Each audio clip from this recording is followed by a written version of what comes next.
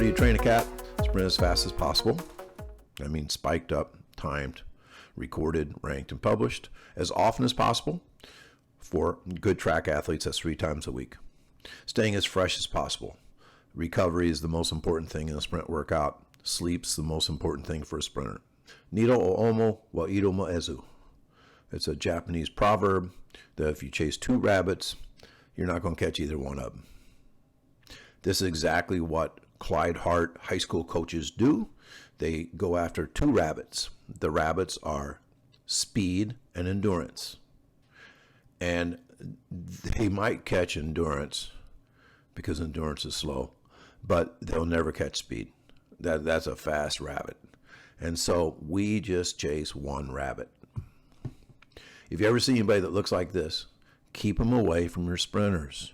And it's a giveaway. They're very lean guys. They're smart. They have the runner's watch. They have a stopwatch on them almost all the time. They're highly organized, so they'll have some type of stapled paper in their hands.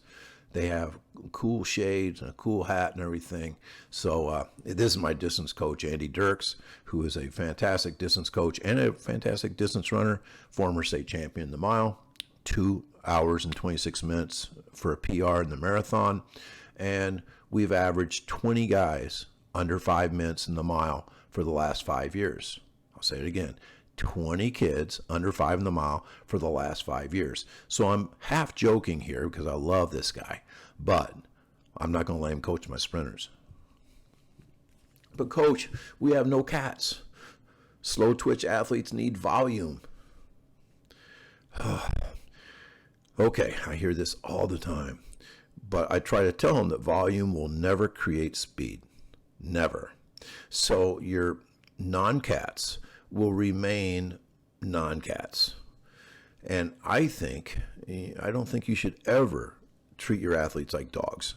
You want to improve their cat-like abilities. So anyway, don't say that. You still train slow kids like cats. Here's a myth I want to dispel. Feed the cats. It's only good for elites. People realize that, I coached a phenom, which, by the way, Marcellus Moore was fast before he met his first good coach. So I'm not taking credit for Marcellus. I just coached him. So, but the point being is that Feed the Cats is good for everybody. And the kids that are slow actually improve the most. Like, for example, this is Tommy Harris and Devon Rabowski. Harris has 4 years of dots here, and Rabowski only has 3 because he was a junior when Tommy was a senior. So anyway, these 2 guys were my 2 good sprinters a few years ago. And Tommy Harris, he was the blue dots. He came in around 1.21 in the 10-meter fly. And the only thing that Tommy had ever played before his freshman year when he ran for me was the trumpet. He was a total non-athlete. And he left running 0.94 on his very last day. These were winter training sessions. That's like December, January, February for us, twice a week for 4 years. And the trend line looks pretty good for Tommy there. And he was running, close to 24 miles an hour by the time he left. So that's great improvement. And Devon Rabowski came in running 1.17. And, in his junior year, winter of his junior year, he ran 0.96. That's over 23 miles an hour. Outstanding. Devon had never played any other sports. He was the oldest of 8 kids, single mother, hardly ever went to school. So he didn't play any basketball or football or anything. And I got him to come out for track, and he became a great athlete. Now, this is important. I think, you need to realize that where you are coaching makes a difference. One thing that we're going to mention here is that in Illinois, the event order really matters.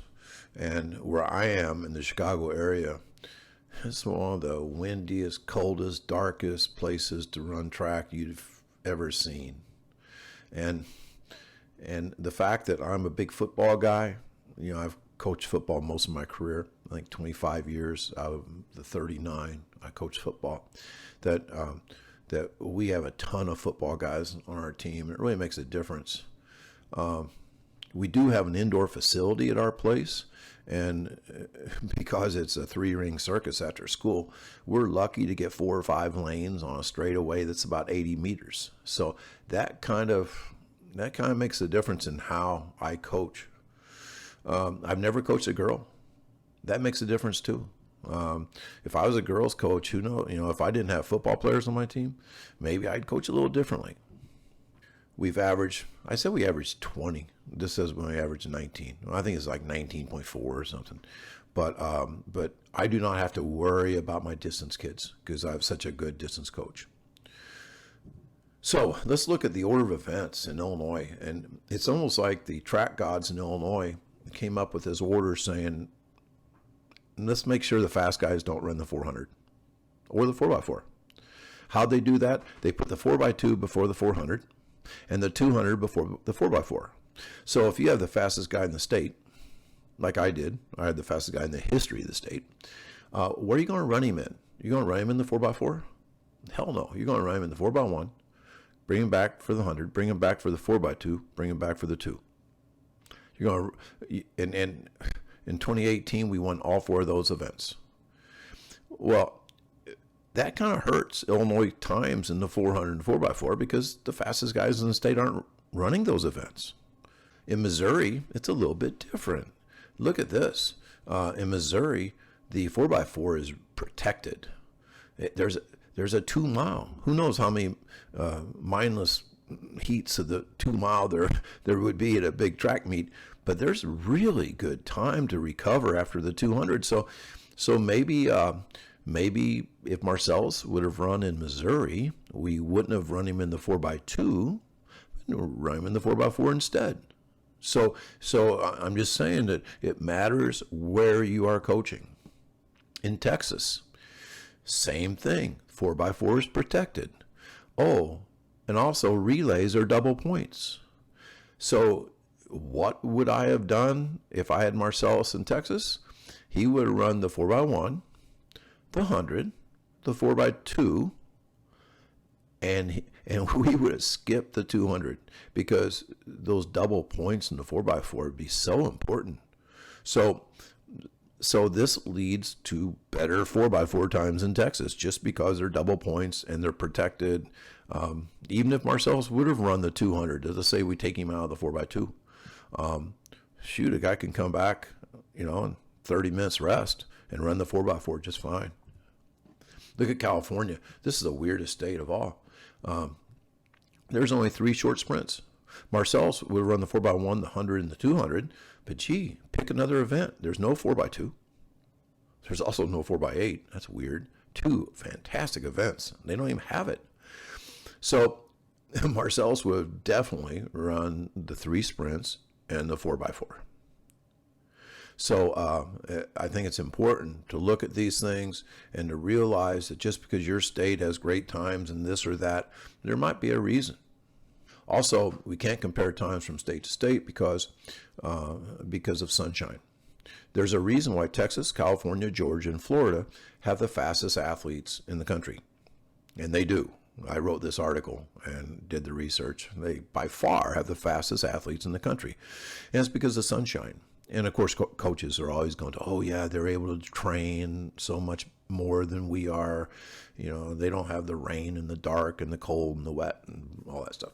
And it's true. They do have better training conditions. But there's also like a natural PED that comes from the sun.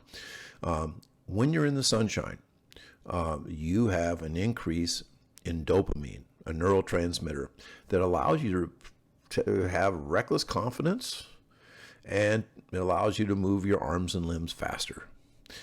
And I think reckless confidence and the ability to move your arms and limbs faster would be a great advantage, which it is. It's funny, in those 4 states, their track athletes in other events are about the same as Illinois, if not, much less. So Illinois more than matches up with all 4 of these states in everything except for the sprints. So anyway, you got to grow where you're planted, and it's really hard to compare times. I mentioned how you grow where you're planted, and I have this love of football, and Feed the Cats is really catching on in football, by the way. But because I am a sprint coach, and I really develop sprinters, and I focus on sprinting like laser focus. Football coaches like me because they love speed, and they themselves do not maintain speed very well during the season, and they for sure don't increase speed because they work their kids too hard and too long and all that stuff. So when I can do a graph like this showing how in 2017 we had 32 kids at my school, 32, under 4.6 in the 40, this is exactly what every football coach should want. And of course, I want it as well as being a track coach.